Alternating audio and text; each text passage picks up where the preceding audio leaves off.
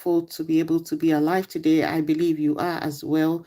Thank you very much for watching me. Good afternoon, wherever you're watching me from. My name is Sheila, as usual, your host for Podcast with Sheila, and I'm excited to be coming your way today. I believe your day has been good so far, just as mine has been good. And every day I come your way is an opportunity for me to talk about the work I do and my vision for the world as to empower people around the world by sharing real life experiences. If you're watching me for the first time, or if you've seen me on social media for the first time, Podcast with Sheila is that podcast that is spreading positivity around the world through the sharing of real life experiences. This is the podcast that brings people on board for them to share their life experiences as a way of inspiring others and challenging others to do better. The message is if others have been able to do it, you'll be able to do it as well. And that is what I've been driving at for nearly 3 years now. So since 2020, we've been up and running and trying to do this project. So I always say that I believe that you and I together will be able to make changes in the world and make the world a better place.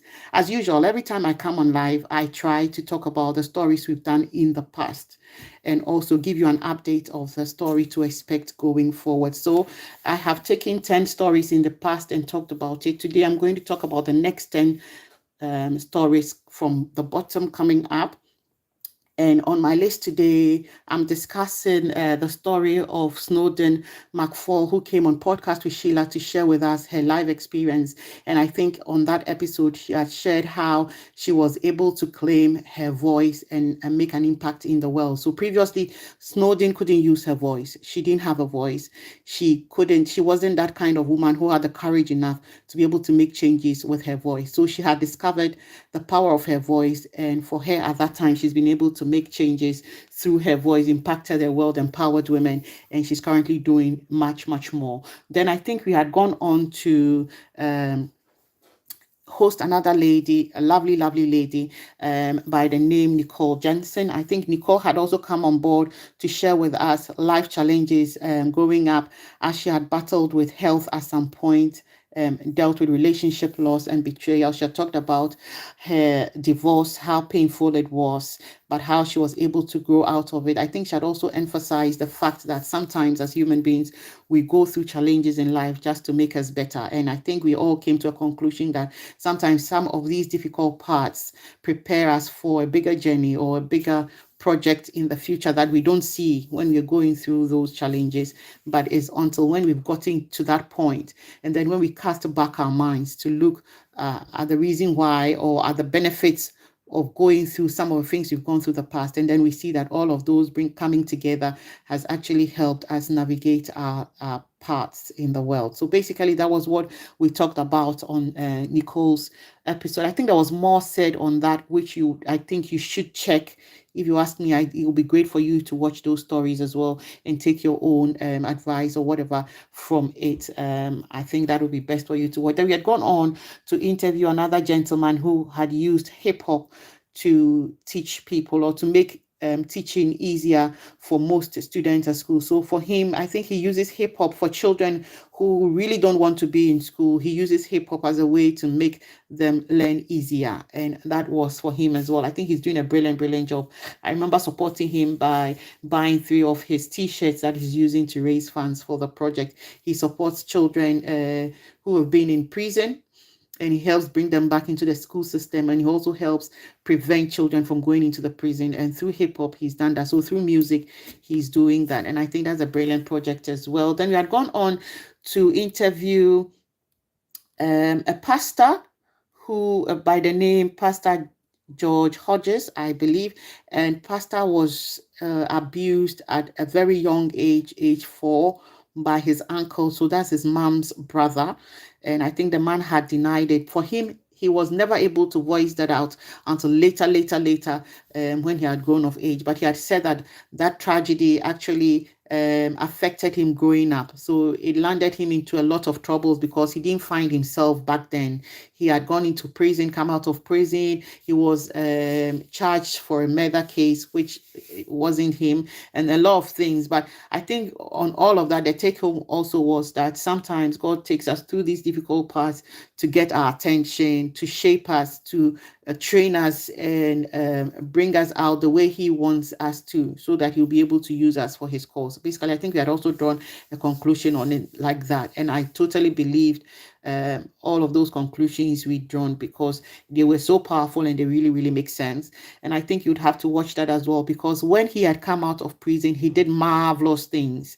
I think he didn't have a degree when he went into prison, but when he went into prison, he was able to further his education, came out, do his first degree, then on to masters, and now I think he has a church that he's pastoring as well. So yeah, those are brilliant, brilliant stories we've shared in the past, and we continue to share more. So I think from that episode, we had done 2 parts on that particular episode. We had moved on to Tony Kitchen's episode, and that was the one that he had said that I will reject $50 million even if I was offered till date. So I think that title of that episode was why I wouldn't take $15 million when offered to go back to my old life. So Tony had lived as a rich person. He lived very, very affluent life, and at some point he lost it all. And I think he had explained how the journey had been for him before he lost his affluent life, and right after that as well. So picking up and where he is today, the challenges, the advice, and everything else he had gone through that had made him a much stronger person. And for him, as he compared the affluent life he had before and his current life, he's saying that he would definitely pick his current life because the affluent life took all of his time. He didn't have time for his family, his child.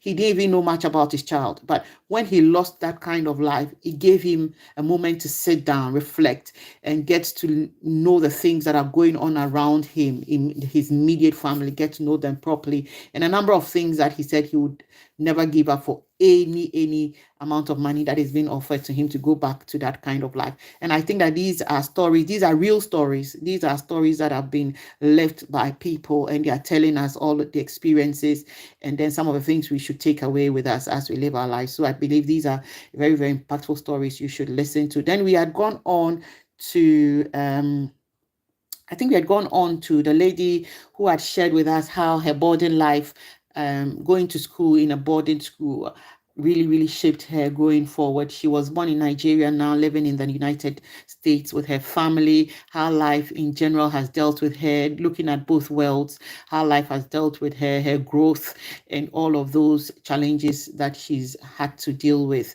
as a mother, as a wife, as a person in general, and someone trying to grow her business. I think all of those challenges, those struggles, those successes, she's talked about it. Very, very brilliant lady I had interviewed, Adaku Ikutun, if I'm right, that's her name, and I enjoyed that episode as well. Then we went on to Mohit. Mohit is an Indian who gave up his education to start working to support his family. So he also had a good family. He had, I think the parents were well-to-do, but at some point, Mohit and his sister had to give up schooling to be able to support the family, to start working to support the family, because the dad got ill. The mom wasn't working at that time and couldn't support the family. They've had to give up the house that they were living in to now start renting. That was something very totally new to them, something he's not done before, but they had to do it because they needed to pay his father's medical bills, and somebody needed to be working while someone else takes care of his dad. So he and his sister, at that time, his sister was, I think he said, was doing his master's. Sorry, his sister was doing her master's.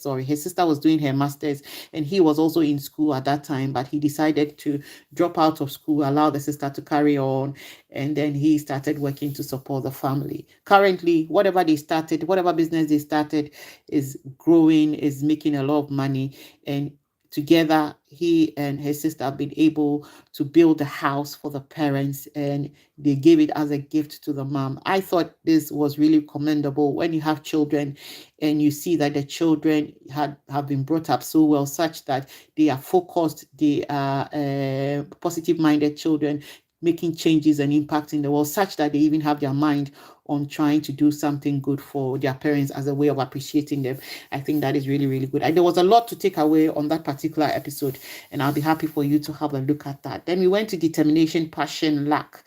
Will get you to where you want to be. I think this gentleman has spoken. Chris Delaney was his name, and he had spoken of how he had not come from an affluent family at all. He had come from a very poor family, but he's been able to work his way up. Some of the challenges he's gone through, some of the things he's had to learn to be able to get to where he is. I think he said he was a bit dyslexic, so he didn't go to school, like he didn't finish his education. He had started working early, but through all of that, he's been able to make something very profitable and positive out of his life. And now today he teaches people how to make their lives better. So then I went on to interview a 14-year-old Indian girl who is a best-selling author, and I was so impressed by this young lady's story. I think her name is Risha. And Risha shared her story brilliantly, how she started writing till writing her first. But I think at the time I interviewed Risha was on her second book. So these are some of the stories we've shared, and very, very inspiring stories. I'll be excited for you to visit our pages and then have a listen to it. If you've not followed us yet, I would always say, what are you waiting for? We have inspiring stories out there, and I'll be excited for you to follow us, as well as share our episodes for people to get to know about the good work we are doing on this platform. You can find us on all podcast landing sites. So we're on Apple Podcasts, Google Podcasts, Spotify, you're on Breaker, Overcast, Pocket Cast, Radio Public, a lot more. You can find us. Just type podcast with SHEILA and you'll find us. We are also on YouTube for those who like to see us in pictures. We are on YouTube every week, and we are and every week we are sharing new stories. So we'll be excited for you to join us as well if you can. Now let's carry on to the main purpose for today. And I think I had said that nothing is impossible. If you're willing to work at it, you will be able to achieve it. So I think that quite recently on our airwaves, 16 Ghanaian, a group of 16 people have traveled from Ghana to the United Kingdom by road. I think when I first heard this story, I wasn't too interested because I felt so what you get it, because I didn't really know what the real story was behind that action they took, until I had followed up and realized that these people were travelers, these people were adventurous people, these people like to do this, and they've done it over the years, over and over again. And I think the last time they did it was when they went to Cape Town from Ghana, and by road as well. And they said if they've been able to do that by road, why not try and do it to London as well by road? So they've been on the road for 16 days, and I think they finally got here to the UK on the 6th. That is on just Sunday, this Sunday, the 6th of August. And this is a commendable thing to do. I didn't know that the new episode that I'll be airing has a similar story, and that is why I'm referring to this particular story. So for me, the take home from this act is when we decide to do something, we have to know that whatever you decide to do, once you're dedicated, committed to it, you will be able to achieve it, because they decided to travel by road from Ghana to London, and they were able to do it. For me, the determination is key, and being focused and pursuing it to be able to get to where or to be able to achieve the main goal is another thing for me. And I was excited when I realized they finally made it safely here to the United Kingdom. So the episode I'm expecting you to be listening to or watching out for is that one with Chris Donaldson. At age 21, Chris had traveled around the world on his motorbike, Moto Guzzi, and I think he had also gone to Cape Town as well. Surprisingly, he had done all of those rounds, and he said he got lost at some point. His GPS couldn't take him to the exact spot he had wanted to go, but at least he made some of the rounds, and then he came back home. Now, Chris made that first trip when he was 21 years old. Now he's 65 years old, and he has just completed that journey again. And I think he said he was pleased with himself, the determination, the ability to know that whatever you start, you'll be able to finish. If you're committed to it, that's the main thing, you would be able to do it. So watch out for that. I think there's a lot of things to learn from Chris as well. I had asked him why he had done that. I think he had told us in the interview why he had done that. I told him, I had also asked for the importance of doing that journey. He had said it gives you a time to reflect, to meet real people, people from different places, because it gives him opportunity to stop wherever he got to interact with people. Definitely he would eat, he would sleep, so you get to meet the people of the town. So it gives you the opportunity to meet with the people in the area at present, have interactions with them, get to learn more about the culture, stuff like that. I think I'd also asked him that traveling by air and what he did, which one was cheaper, and he said traveling by air obviously is cheaper. It takes you straight to the place. This one gives you an opportunity to stop, observe, experience all of these spots, and he had explained it to us. And we had talked about other things as well going forward, why he picked dementia, he picked adventure over dementia, and he has told us all of that. Very interesting things we had talked about, and I would expect you to watch out for that episode, which will be airing tomorrow. Now, as I sign off, I'd like to say a massive, massive thank you if you're able to just pop in briefly to watch me. If you weren't and you happen to watch this short video, I would say that thank you very much for your time spent on the channel. And I'd also say that please, please, please take a look at our YouTube page. Subscribe if you've not done that already. Help us share all the positive stories we've shared so far, and support us by putting all our videos or even this channel on your timeline. You can also put it on your status, whatever little way you can use to support this by sharing our episodes or this page. Will be so, so, so, so happy. In closing, I'd like to say that may God bless you, prosper you beyond all bounds. If at this point you're looking forward to a project, but you cannot really, really figure out where to start, I pray for clarity for you. I pray that you'll be able to gather wisdom enough to be able to navigate and come out with your dreams. I pray for the best for you as you journey on. I pray that just the right kind of people will come your way, people to help you realize your dream, help you make an impact in the world. Those are the kind of people I'm praying for you. I pray that whatever you touch shall be blessed, and you become a blessing to this generation. I'm going to love and leave you, but until I see you again, have a brilliant day. Bye.